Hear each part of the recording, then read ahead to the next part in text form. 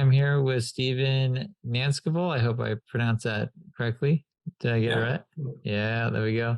Well, Steven, thanks so much for joining me on this podcast. Yeah, well, thanks for having me here.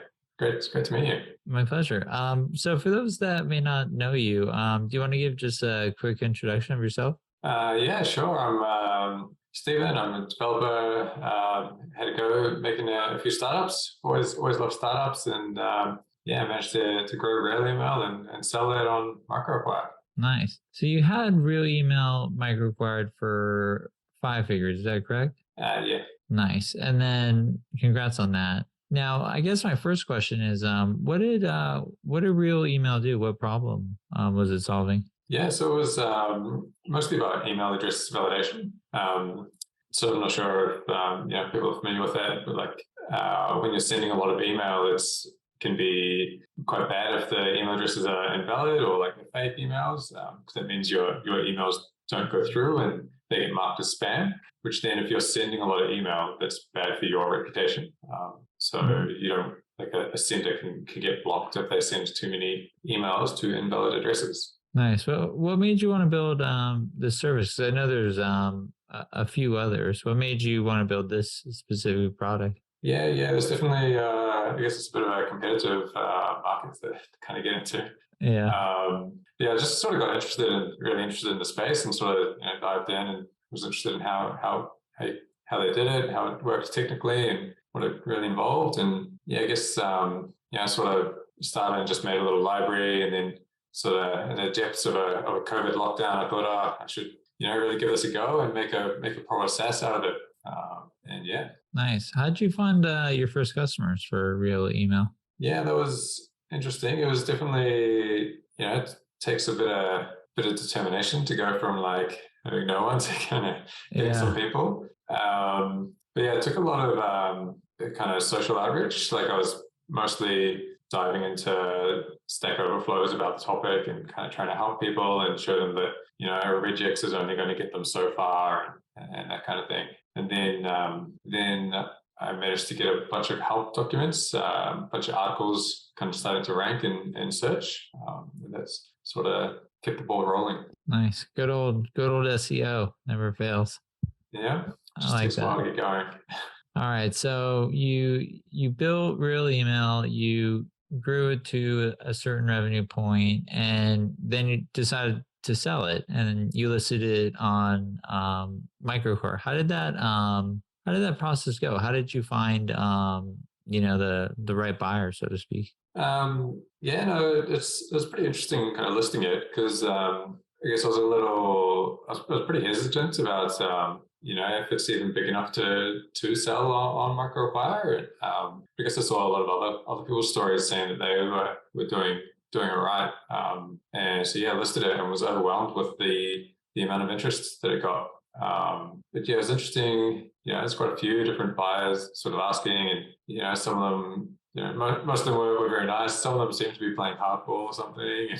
But really, the ones that stood out were the people that just sounded very interested, and they had kind of complementary products themselves. And as having built it so far, I really wanted the thing to kind of carry on and do well. And so selling to someone who was interested in the space and had some complementary products that seemed like it would fit in with was good. Nice. So you find the buyer. If I can ask, how did you structure the deal? Was it all cash up front? Did you do like milestone payments? How did that part of the acquisition work? We wanted it to just be pretty simple. They just sort of float the idea of me retaining some stock and stuff, but I kind of thought the size of the deal was just simpler if it was kind of a clean handover. So we kind of did all cash up front. Nice. Those are always the best, cash up front. So nicely done on that. I guess now I'm wondering, so you had a lot of buyers reaching out to you. If you had to give like advice for other founders maybe listening to this that might be looking to sell a business, what advice would you give to them when speaking with buyers? Yeah, I think it was good that I was just kind of quite open, like very open with everything, and I was kind of ready with had screenshots of the Stripe dashboard and Search Console and analytics and stuff. Just kind of giving the proof up front, but even then, I was very happy to kind of jump on calls and kind of give people a walk through, and kind of had a little slide deck there. And it's very clear about what you're getting. You're definitely getting the domain, the code, some help to get going and stuff. Nice. But so I guess go ahead. So I was just going to say, I had plenty of some video calls and walkthroughs of it all, and I guess I was probably overshared a little bit, which I think maybe probably helped to build trust with and build the relationship. I think one thing I've heard mentioned on your pod is that you shouldn't really share your customer list. There was something I didn't really know I shouldn't be doing. To the eventual buyer. If you do that, I recommend anonymizing the data just so they don't have like all the emails and stuff like that. But it still shows proof that there's transactions going through. And then also depending on the size of the deal, you can always reach out to us as a team and we can help you through that. But I guess now I'm just wondering about, okay, so you found the buyer, you got to terms. How did the transfer of the assets go? What did you do for that part? So it was, it took a little bit of time there. I had kind of built everything in sort of my personal AWS account, but really for the handover, it just made everything so much easier if it was kind of its own account and there's just kind of everything was all together and there was only one sort of password to kind of hand over. So I spent a little bit of time kind of getting that all online to make it easy. But then it was, very much just like there was, a handful of accounts we kind of just went through and handed over the passwords, made sure they could kind of get in and stuff. Nice. I always recommend, number one, having everything in a separate account. Because I've heard a lot of stories of, you got 10 different projects in one AWS account and you got to move it over to another one. And just being able to kind of hand them over that whole account makes it a lot easier. And then also just having, a plan, like a transfer plan as you're selling the business. Because once you get to terms with the buyer, you both might be in a situation of like, oh, what do we do now, so to speak? Just having here's basically all the assets that I use. We'll start by transferring this one and this one and this one. And then, milestone payments along the way, depending on the size of the deal. Yeah. It's interesting how many things you kind of end up with. So we ended up with like a spreadsheet with like just lines and it's like the AWS, the Stripe. Yeah, that's definitely like a product that we're looking to build into MicroAcquire. Basically like an asset transfer list that helps make it a little bit smoother. But